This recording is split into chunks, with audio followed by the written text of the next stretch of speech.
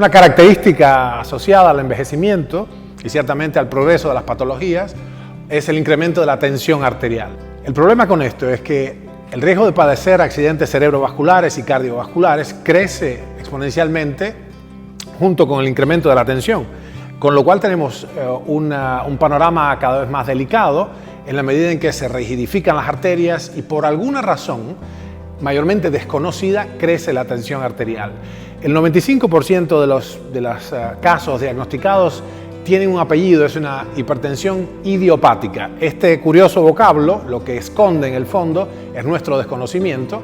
Los médicos y básicamente las personas dedicadas a la salud no conocen la causa primaria, el origen real de esta tensión arterial. Nuestro centro ha delimitado dos cosas. Uno, que cualquier presión arterial superior a 115,75 en realidad ya nos entra en un plano de riesgo, donde entonces con el ascenso de la presión, cada 10 milímetros de mercurio de tensión arterial empieza a haber un riesgo ya de modo, crece casi logarítmicamente, así exponencial. La cuestión es que todos creemos saber que tensiones cercanas a 120,80 son saludables, cuando en el fondo, entonces estamos admitiendo presiones, para empezar nadie se regula mucho hasta que ya tiene síntomas y sensaciones, cerca de 128,90, estamos más o menos cerca de el área de protección. Nada de eso es así, ya hay consenso de que presiones incluso ligeramente superiores a 115,75 ya constituyen el umbral de un problema, pero la razón y la segunda cosa que hemos determinado es ¿por qué? ¿Por qué es necesaria la tensión? La cuestión es, el organismo requiere un incremento de la tensión arterial y esto es lo que es extraño. A tensiones inferiores a las necesarias empieza a haber un ahogo de los tejidos. Veamos cuál es mi tensión. ¿Estamos listos? Ahí está. Y simultáneamente vamos a ver un poquito la perfusión de oxígeno, que es un poco el núcleo de nuestra teoría, ¿no? No se trata de un saturómetro de alta precisión, ni mucho menos. Es una herramienta moderadamente útil. Lo que mide ahora es aproximadamente 98% de saturación, con un pulso adecuado para estar de pie y en actividad. Lo interesante de esta doble medida, y que esconde además lo que nosotros pensamos que es la causa primaria de la hipertensión, es semejante a lo que pasa con la eclampsia. La eclampsia es, por todos conocido, es un fenómeno peculiar del embarazo, a menos en las hembras humanas. Todos los mamíferos tienen un problema parecido, es que tienen algo así como un 4% de pérdidas espontáneas de los embarazos en las primeras semanas de la gestación. La causa de esa pérdida es un distrés porque hay una demanda de oxígeno por el cerebro fetal. En el caso de los humanos, esa pérdida es casi del 40%, 10 veces más grande, donde el cerebro fetal clama por oxígeno y la respuesta adaptativa, entonces, es un incremento de la tensión sistémica en el cuerpo de la madre, usualmente por una desiduación imperfecta de los vasos placentarios en el útero. La cuestión es entonces que de manera semejante a la eclampsia, de manera semejante a la hipertensión compensatoria en el cuerpo de la gestante, el organismo de los seres humanos, en la medida en que va perdiendo la oxigenación de los tejidos, o más exactamente la capacidad de producir energía en condiciones aeróbicas, necesita subir la presión. De manera que entonces, si el abordaje mundano y corriente, mecánico de la hipertensión es solamente medicar el síntoma, estamos realmente acotando el riesgo de padecer enfermedades cerebrovasculares y cardiovasculares, pero estamos ahogando los tejidos, es decir, básicamente inhibiendo el origen mismo del distrés energético, que es una caída en la capacidad mitocondrial, la capacidad celular para producir energía en condiciones aeróbicas. La condición entonces que hay que cumplir es no correr a bajar el síntoma. Claramente, si uno tiene una crisis hipertensiva hay que medicarlo de inmediato porque peligra la vida, pero lo interesante de hacer en general es trabajar en la causa, no en el síntoma. La hipertensión es un síntoma de ahogo de los tejidos del cuerpo, es un síntoma de ahogo profundo de los tejidos. Hay entonces por eso está asociado con la edad, porque hay un decremento de la capacidad mitocondrial, la capacidad respiratoria celular. Lo que hay que hacer entonces, como hemos venido diciendo en esta serie, es resolver el problema de base, resolver la causa primaria. Ya entonces no podríamos decirle que es idiopática, podríamos decir que es una hipertensión, tengo que pensar bien en términos, se me tiene que ocurrir, pero es una hipertensión secundaria al ahogo de los tejidos.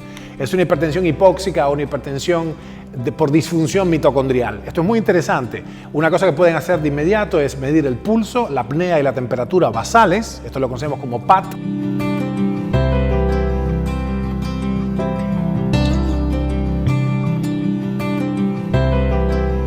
En este sencillo test hogareño, digamos, llamado PAT, pulso, apnea y temperatura, lo que hacemos es, ni bien nos despertamos, con un termómetro sublingual y un reloj, medimos un reloj cualquiera, un teléfono, medimos el pulso absolutamente basal. Noten que digo cuando nos despertamos, no al levantarnos, no hay que levantarse. Uno mide entonces el pulso durante todo un minuto y anota ese pulso. En este caso, digamos, 56 pulsaciones por minuto. Lo anota.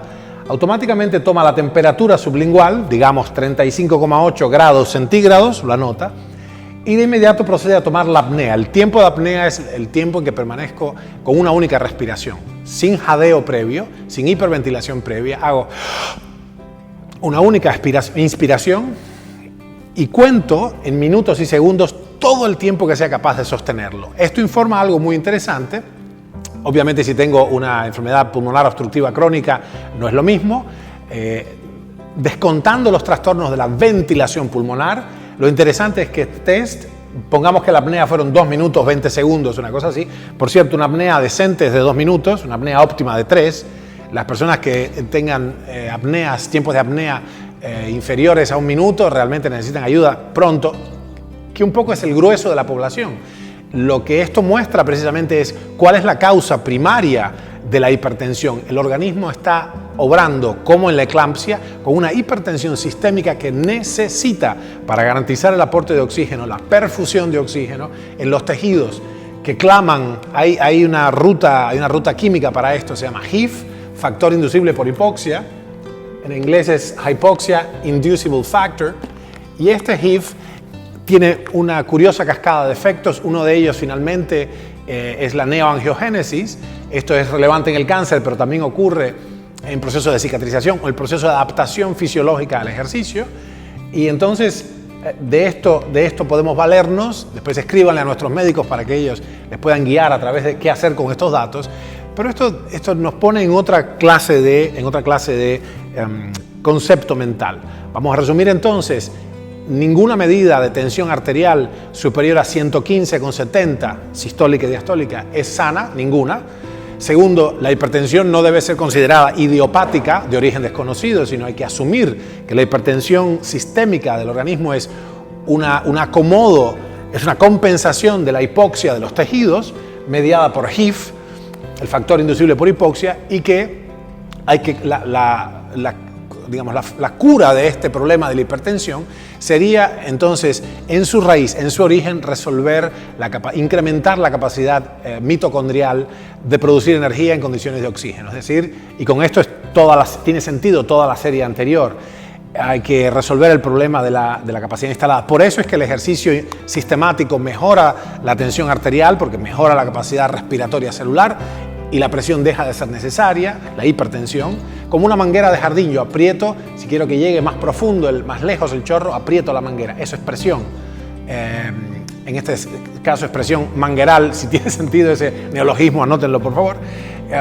La cuestión entonces es que yo puedo resolver en su núcleo la hipertensión arterial idiopática asociada a la edad y al deterioro de la función mitocondrial con suplementos nutricionales especiales, con el ejercicio intenso y sistemático y con el ayuno terapéutico, una de las más sólidas, democráticas y baratas herramientas para crear una rehabilitación metabólica, para resetear la máquina y devolver el organismo a un estado más óptimo de funcionamiento por medio de la autofagia, que ya se sabe, hay mucha evidencia, produce un incremento de la densidad mitocondrial, cuántas mitocondrias tengo en cada célula, y un incremento de la funcionalidad mitocondrial, cuántos moles de ATP puedo producir por cada mol de glucosa en presencia de oxígeno. Bueno, por favor comuníquense con nuestro equipo, con nuestros médicos y discutan por las vías que hay establecidas. Hagan referencia a este blog, concretamente a la cuestión del pulso, apnea y temperatura y a la capacidad de restablecer la funcionalidad de las mitocondrias y con ello inhibir espontánea y no farmacológicamente la hipertensión idiopática. ¿Vale? Espero que haya sido de utilidad.